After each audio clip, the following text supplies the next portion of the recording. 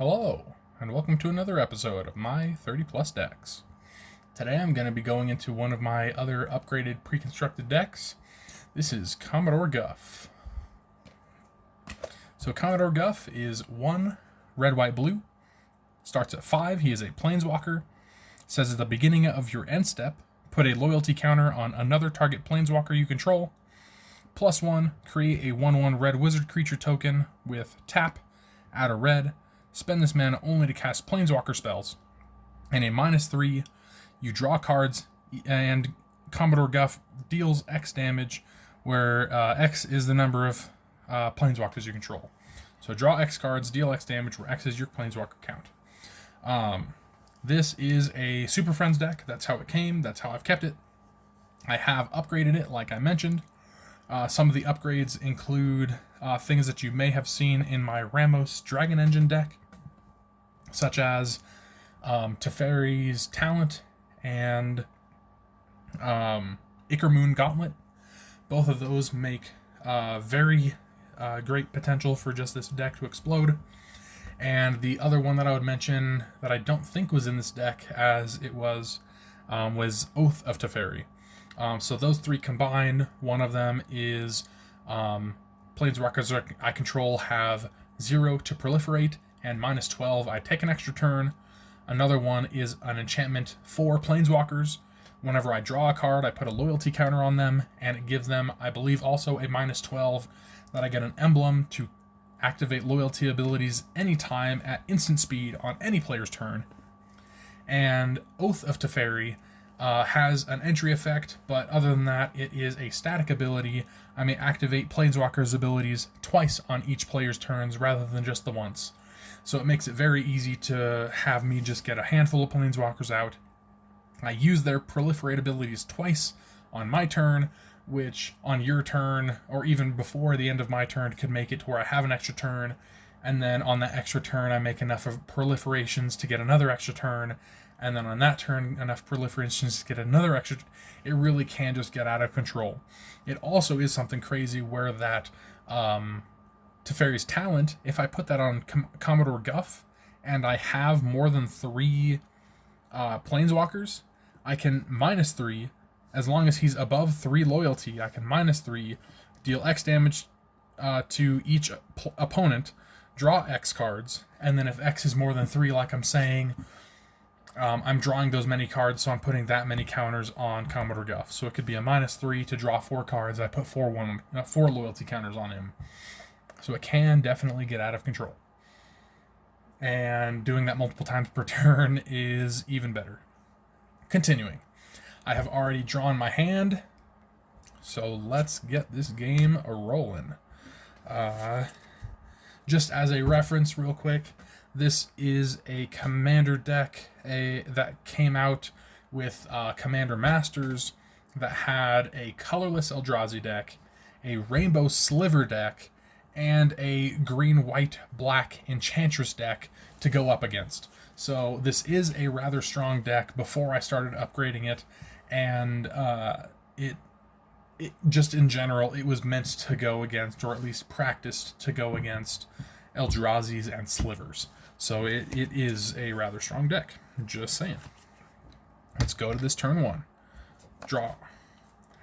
Okay, let's go with this Perilous Landscape. Taps for a colorless, or I can sacrifice it to search for a basic island, mountain, or plains, put it on the battlefield tapped, then shuffle.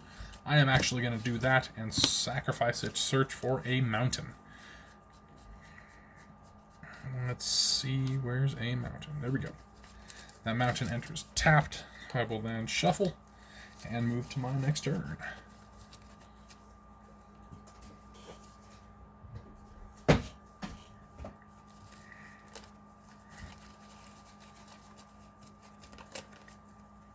This deck was, as far as the 4 decks that came out at the same time, I had my eyes set on this one. Another one of my friends at the time bought an Eldrazi deck from that commander. One of my friends has a ongoing Sliver deck that they did not buy that commander.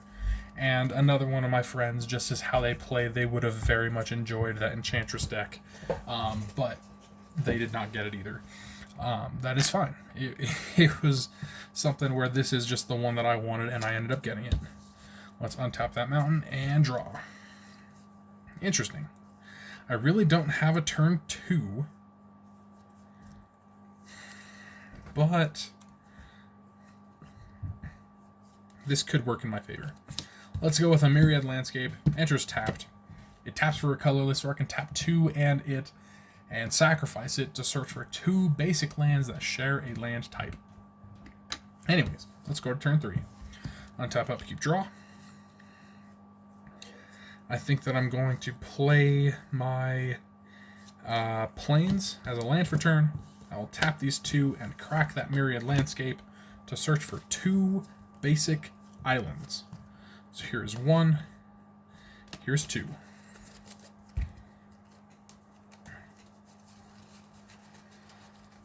Here we go. That is turn 3.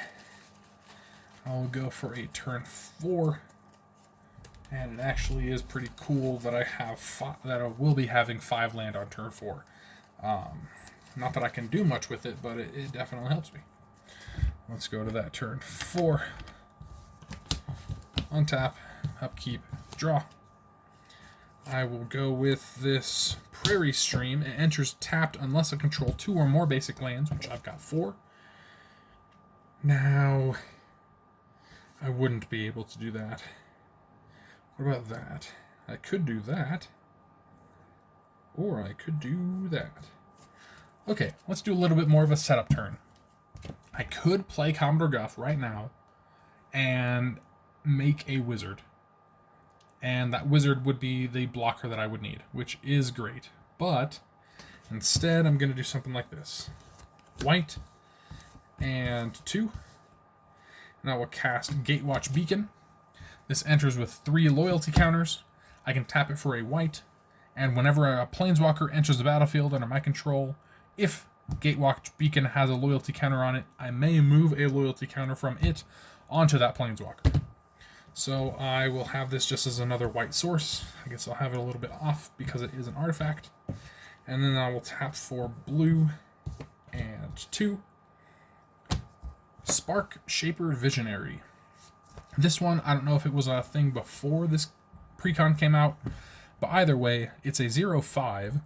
At the beginning of combat on my turn, I could choose any number of target planeswalkers I control. Until the end of turn, they become 3/3 blue bird creatures with flying and hexproof, and whenever this creature deals combat damage to a player, I scry 1. They are no longer planeswalkers, but loyalty abilities can still be activated. It's a very interesting thing where even in this deck where I have a planeswalker as a commander, I could technically deal combat damage and therefore commander damage with my commander. Not like I'm going for it, but it's just kind of a silly thing in the deck. That is my turn 4, so let's go to turn 5. Untap. Upkeep, nothing. Draw. Okay, I did draw into a land, but it does enter tapped. That's going to be a Mystic Monastery.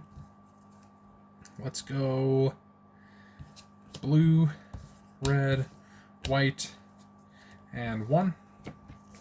I will cast Commodore Guff. I will... Sure.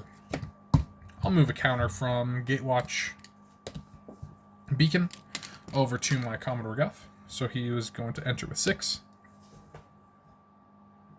Then I will +1, so that he is at 7. I will make a 1/1 red wizard that taps for a red, only to cast Planeswalker spells. Combat, even if I did use Spark Shaper Visionary's ability, he would still have Summoning Sickness, so I won't. Let's go to turn 6. Untap. Upkeep. Draw. This one's cool. Okay. Let's go 1, 2, 3 to cast Honor Worn Shaku. And this one I will zoom in on. Honor Worn Shaku taps for a colorless, or I can tap an untapped legendary permanent I control to untap Honor 1 Shaku. So typically, with legendary permanents like Planeswalkers, they don't have a reason to tap. But with Honor 1 Shaku, I could do something like I tap this for a colorless, and then I tap Commodore Guff to untap Honor 1 Shaku, because it is a legendary permanent. And this Planeswalker, even though it normally doesn't tap for anything, is still a legendary permanent that I can tap. It will be then untapping on my upkeep, or on my untap step, similar to how Sparkshape Visionary could make it a creature. This could be tapped for the very similar reason of, hey, it's tapped, it just attacked. It cannot block or whatever. It could still be attacked, but it is something that I could do with Honor 1 Shaku, just as an example. So let's go colorless and 2 blue, and I will cast Narset, Parter Veils. Enters with 5 loyalty. Each opponent can't draw more than 1 card each turn, and I can do a -2 to look at the top 4 cards of my library, reveal a non-creature, non-land from among them, and put it into my hand, the rest at the bottom in any random order. Which, for this instance, it would be something like looking for more Planeswalkers. Now I could do something like 1, 2... Let's go blue and 1, tap you for 2, tap you to untap you for 3. So that's blue and 3. And I will cast Spark Double as a copy of Commodore Guff.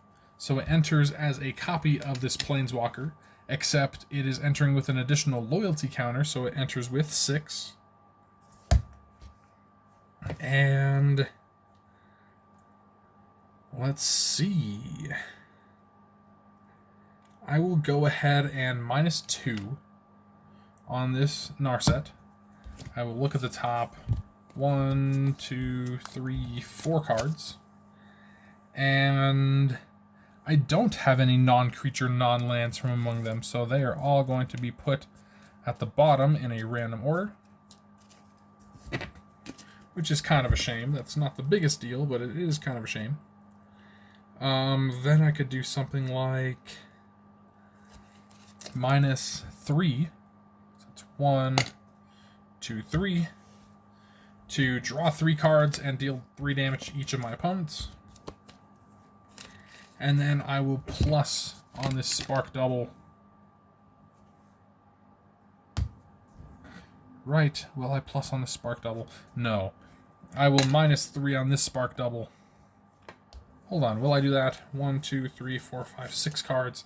7, 8, 9. I've already played my land for turn. I could only tap for 2? So no. Let's plus this Spark Double to make a second wizard. And then I will move to my end step. Because I have 2 Commodore Guffs, I will have the Spark Double put a loyalty counter on the original Commodore Guff, and the original Commodore Guff will put its loyalty counter on Narset. There we go. Let's go to this final turn of this first game.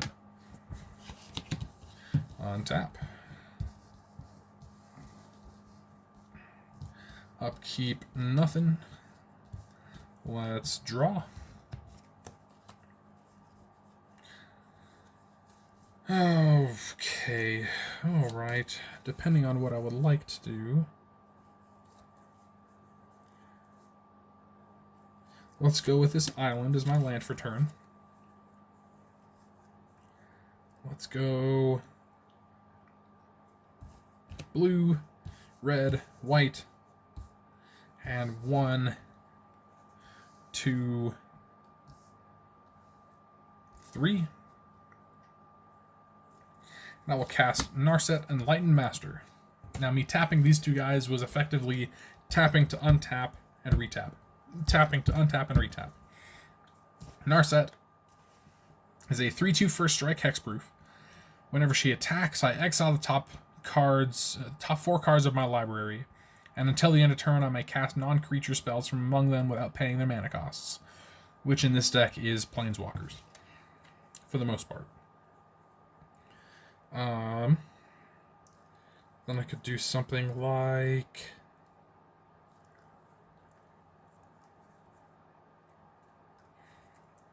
red and 1, 2, 3, 4 to cast Jaya's Phoenix. It's a 3/3 flying haste.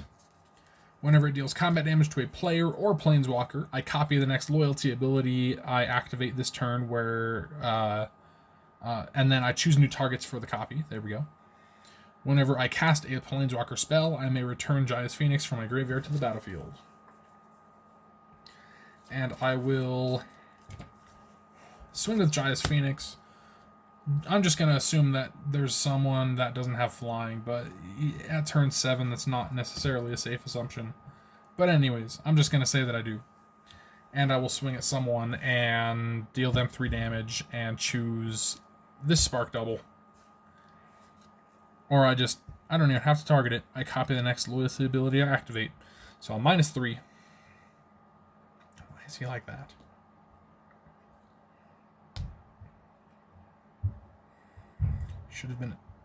Should have entered with 6, +1 to 7, and then you put 1 on you, you put 1 on you, so then that's 1, 2, 3. To draw 3 cards and deal each opponent 3 twice. So now I have plenty of cards in my hand. I'm almost definitely going to have to discard. 1, 2, 3, 4, 5. Dang it. Yeah, I'm definitely gonna have to discard. And the reason that I'm saying dang it is because I just drew into a Reliquary Tower. Just as far as it goes, I've already attacked, I've already done that. I will +1 to make another wizard. I will not use Narset's ability. I could actually technically go 1, 2 with Honor-Worn Shaku and cast a Fellwar Stone.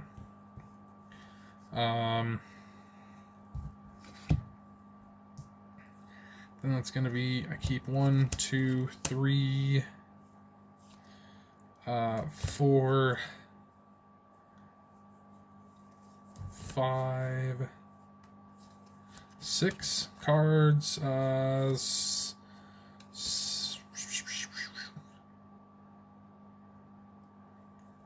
7 cards. Fury, Calm, Snarl, and Plains are discarded. That's 1, 2, 3, 4, 5, 6, 7 cards in hand. I'm fine with that.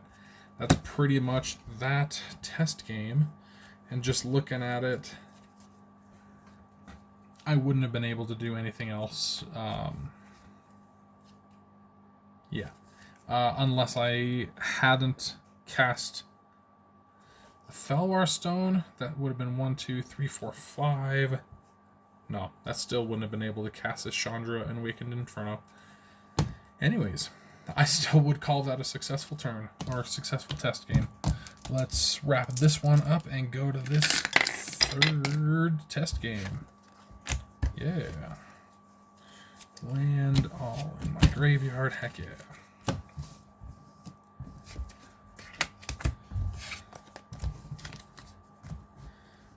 This deck definitely had a bunch of interesting things where it had a number of planeswalkers and then a number of things that were like, hey, don't attack me or my planeswalkers. You don't want to do that. Or, hey, you'd have to pay if you wanted to attack me or my planeswalkers.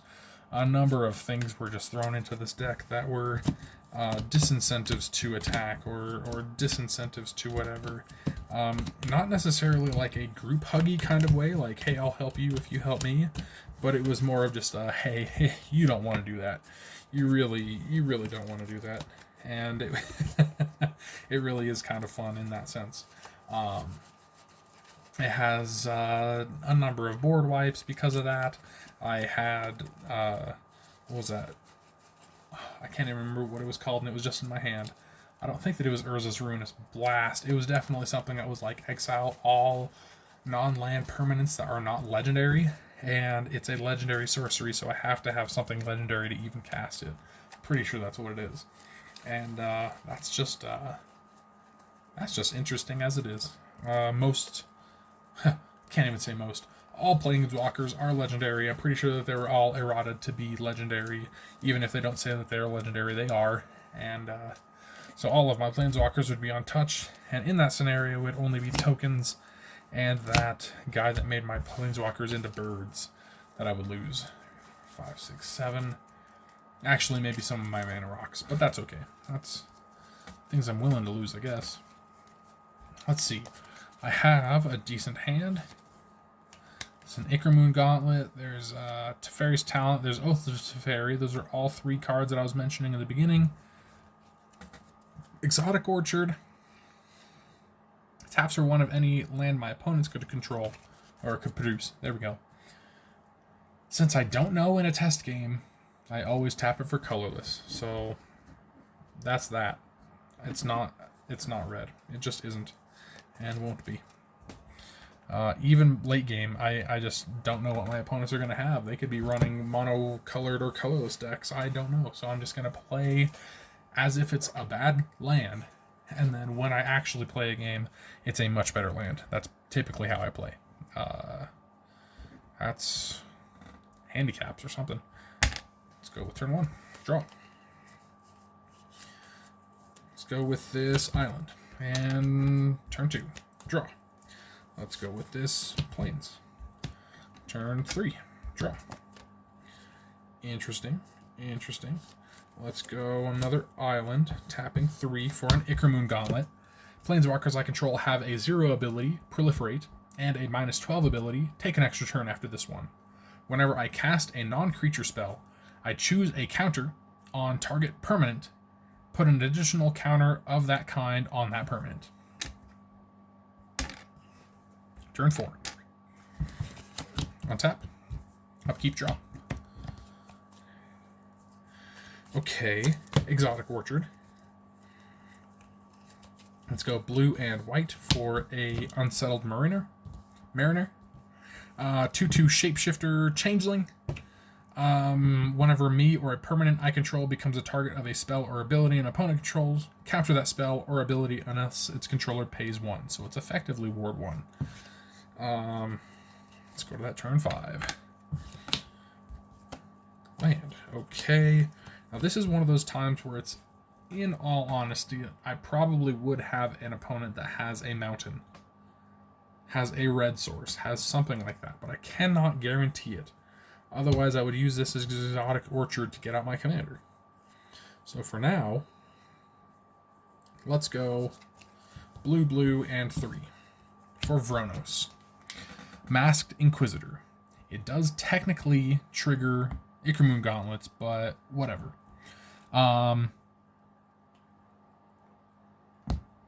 Enters with 5. Let's start off with that. And he has a +1.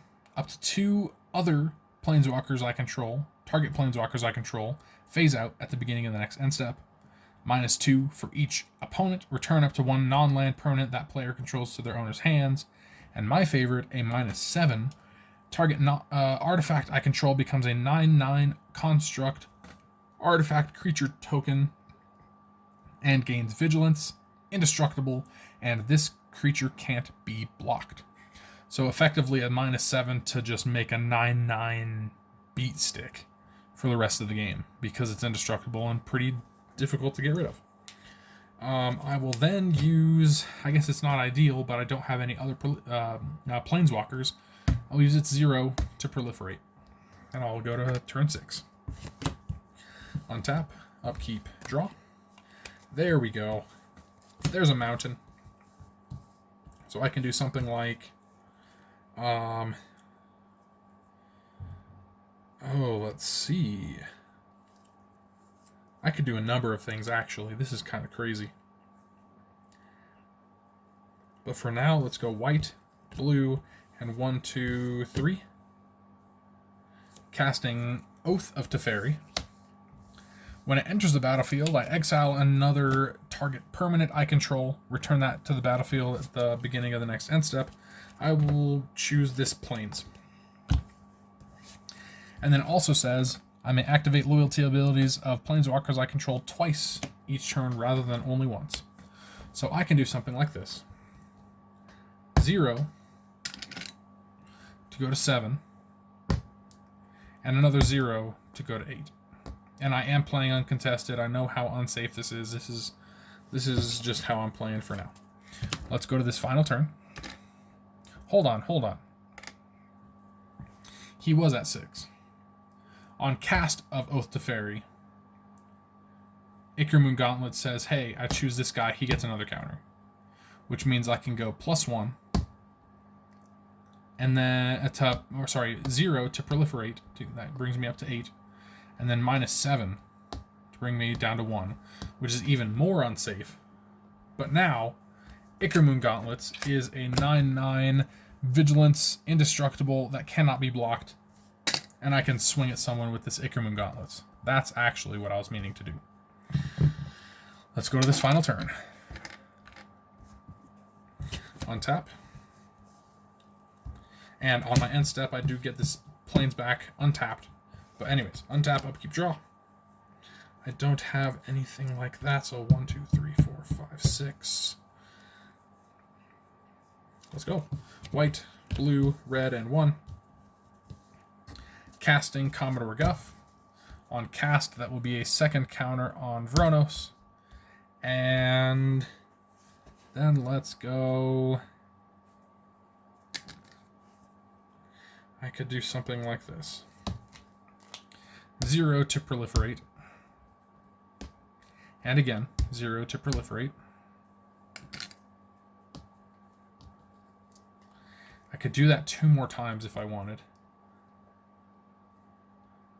Or I could do +1/+1 to get 2 wizards, which I think is the better choice. It gets me even more creatures. I could easily swing at someone with this Ickermoon Gauntlets. And then on my end step, Vronos gets another loyalty counter because of Commodore Guff. As far as a game that isn't super complicated, but man, I got -7 on Vronos pretty dang quick. As far as my hand,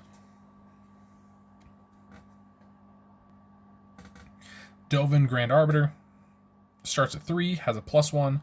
Until the end of turn, whenever a creature I control deals combat damage to a player, I put a loyalty counter on Dovin Grand Arbiter, which I would be consistently doing that with that Ickermoon Gauntlets because it's a 9/9 unblockable. -1 to make a 1/1 Thopter, and I gain a life.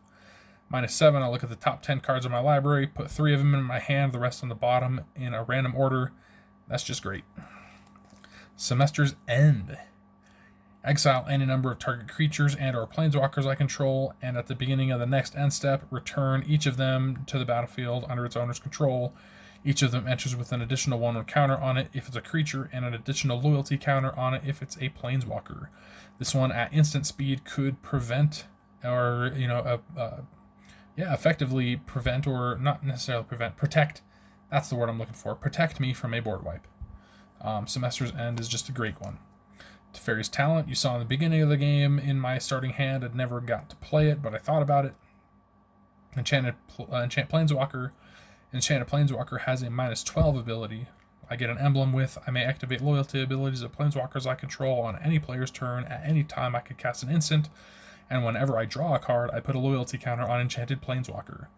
I typically put this on Commodore Guff as soon as I have, or just in general, when I have more than 3 planeswalkers, and maybe minimum of 3 planeswalkers, to give him a -3, deals 3 damage to each opponent, and I draw 3 cards to put those 3 loyalty counters back on him, and then any more planeswalkers is just a bonus. And multiple times per turn, it's beautiful. And Giant's Phoenix came out last turn. It's a great one. So that was that. Truth be told, I don't really feel like I showed off as many planeswalkers that are actually in the deck.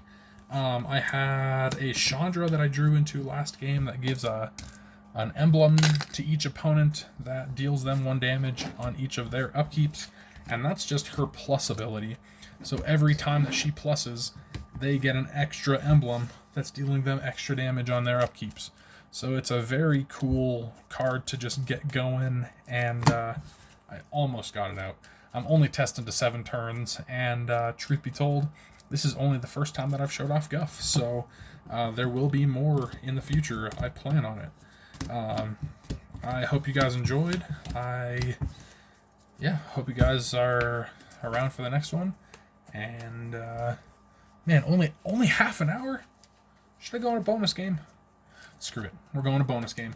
I don't actually remember if that was 2 or 3 games, so let's just go with 1 more game. We got it. I got it in me.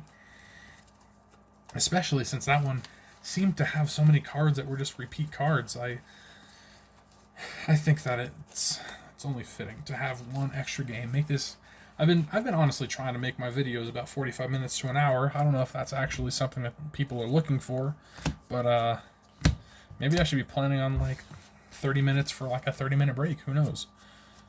If you guys actually have an opinion on that, feel free to let me know in the comments. I am trying to make these videos now to where I actually have comments available rather than how I had them, where it was just simply I was making them for kids available, and that turned off comments automatically, and I wasn't aware. So let's go into this last game of this video. Draw. That's great. Mystic Monastery enters tapped. Let's go to turn 2. Draw. Let's go with a Temple of Enlightenment. Enters tapped. I scry 1. Chandra, Legacy of Fire. Adds a red for each planeswalker I control. I'll keep that, yeah. Let's go to turn 3. Untap. And I draw. Who could have guessed? Let's go with this mountain as turn 4. I'll tap white and 2 for a Gatewatch Beacon. I got this out in that first game. Enters with 3 loyalty. Let's go to that 4th turn. Untap, upkeep, draw. Let's go with his planes. Then I'll tap these 4, and I will cast Commodore Guff. I will choose to put an extra loyalty counter on him because of this Gatewatch Beacon. And I will also +1 to make a wizard. Let's go to turn 5. This is just flying by. Maybe this is the 4th turn. Or the 4th game. This is a bonus game if that's the case. Draw. Let's go Cascade Bluffs. Taps for a colorless, or I can tap a red or blue to tap it for a blue-blue, a red-red, or a red-blue. 1, 2, 3, 4, 5, 6, 7 technically if I wanted. Let's go 1, 2, 3, 4, 5. And cast Chandra, Legacy of Fire. At the beginning of my end step, it deals X damage to each opponent where X is the number of planeswalkers I control. I will then +1, and that adds 2 red, because I have 2 planeswalkers. That will be 3 red and a white. Casting Ajani Steadfast. +1 until the end of turn, up to 1 target creature gains +1/+1, First Strike, Vigilance, and Lifelink. I can -2 to put a 1/1 counter on each creature I control and a loyalty counter on each other planeswalker I control. Or a -7, I get an emblem with, if a source would deal damage to me or a planeswalker I control, prevent all but 1 of that damage. I will then +1 with Guff to... well, actually, before I do that, Ajani Steadfast entering, I will use this Gatewatch Beacon to put an extra loyalty counter on him, so he enters with 5.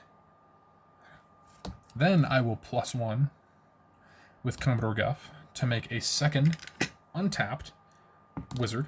So 1 is tapped, 1 is untapped. And then I will +1 with Ajani and give that untapped wizard until the end of turn. +1/+1, First Strike, Vigilance, and Lifelink. Not like it really does anything because I'm going to go to the end of my turn. But yeah, there's that. On my end step, Chandra deals 3 damage to each opponent where that's the number of planeswalkers I control. Also on my end step, Commodore Guff puts a loyalty counter on a Johnny Steadfast. Then I will move to this 6th turn. Untap. Upkeep. Nothing. Draw. It's going to be playing Forge of Heroes as my land for turn. Taps for a colorless, or I can tap it and choose target commander that entered the battlefield this turn. Put a 1/1 counter on it if it's a creature, or a loyalty counter on it if it's a planeswalker. That one's just a great card in general. And let's see, about 1, 2, 3, 4, 5, 6, 7, 8, 9, 10, 11, 12 if it's a planeswalker.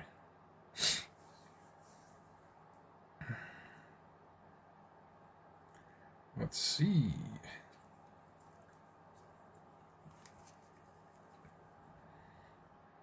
Okay. I think I'm going to do something like this. Plus Chandra. And add 3 red. That's 3 red. And I will use one of those red to add red-blue. So that's red, blue, and 2. Plus white, so it's red, white, blue, and 2. Let's tap Forge of Heroes to make it red, white, blue, and 3. Narset, Enlightened Master. Came out last game, I think, and didn't really attack. And then, Gatewatch Beacon for a white, Mystic Monastery for a white, and 2, to cast Elspeth's Talent. And I will cast this... I think that I will cast this on Guff. Enchant Planeswalker. Enchanted Planeswalker has +1. Create 3 1/1 white soldier creature tokens. So instead of just making 1 wizard, I'll have him make 3 1/1 soldiers. Whenever I activate a loyalty ability of Enchanted Planeswalker, creatures I control get +2/+2 and Vigilance until the end of turn. So when I get around to swinging with Narset, she'll be a 5/4 first strike hexproof Vigilance. And it is very tempting for me to, like, minus a Johnny just to get that emblem. The emblem is very powerful.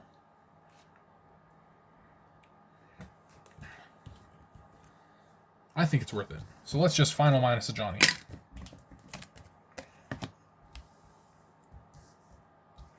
And now I have my first emblem of this video.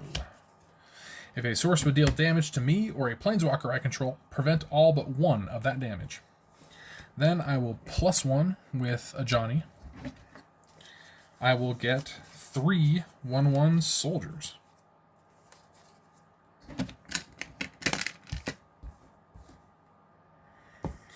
And it's something like I activate the ability. Each creature I had gets +2/+2 and Vigilance, and then the ability resolves to where I get the 3/3 or the 3 1/1 soldiers. Now let's move to my end step.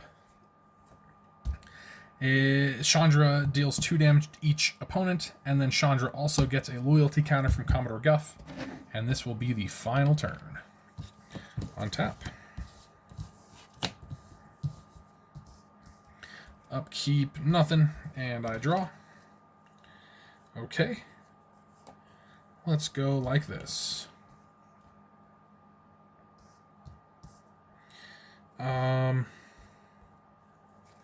Tapping Temple of Enlightenment for blue. And 1, 2, 3. No. Tap that for blue. And then I'll plus Chandra Legacy of Fire.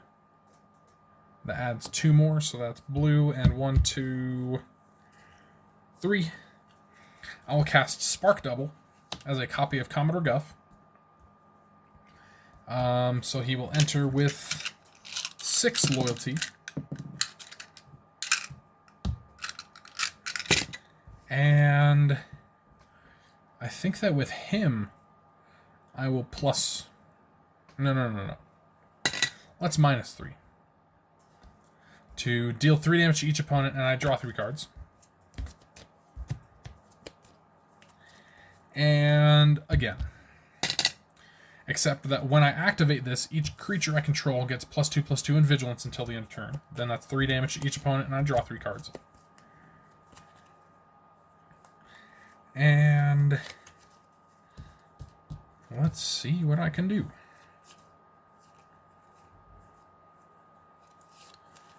Probably going to cast things with Narset. So it's 1, 2, 3, 4, 5, 6, 7, 8 cards in hand. 1, 2, 3, 4, 5, 6 lands. So I have not played my land this turn. Let's play this island as my land for turn.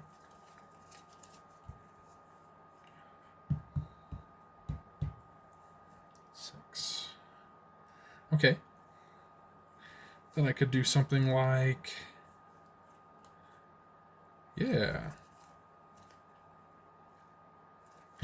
1, 2, 3 to cast Honor-Worn Shaku again. I will tap that for a colorless. So that's 1, 2, 3. With Gatewatch Beacon for white, and this plains for white, so that's 3 white to cast Gideon Jura. Enters with 6 loyalty, and I'm going to +2. During target opponent's next turn, creatures that player controls attacks Gideon Jura if able. And let's see if I can do anything else. Well, I technically could, but I'm not gonna. Not yet. Well, actually, I technically could. But no. You're right. Not yet. Combat. Narset Enlightened Master will swing.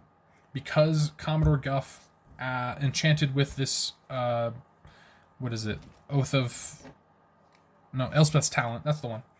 Because of the Elspeth's Talent activating, Narset is now a 5/4 First Strike Hexproof Vigilance, swinging. On declaration of attack, I exile the top 1, 2, 3, 4 cards of my library. 2 of those are lands, so I will cast a Felwar Stone and Swords to Plowshare someone's thing, because Narset attacked. And let's see what else. I will then tap Narset. No. Yes. No, I don't. Felwar Stone, that's 1. Gideon Jura is 2. Chandra Legacy of Fire is 3. And this Mystic Monastery for white as 4 to cast Mangara the Diplomat. 2/4 with lifelink. Whenever an opponent attacks with creatures, if 2 or more creatures are attacking me and or planeswalkers I control, I draw a card. And whenever an opponent casts their second spell each turn, I draw a card.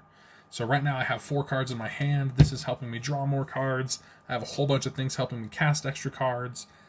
Narset is technically in danger when I attack. First Strike is the best defense. Being a 5/4 First Strike is great.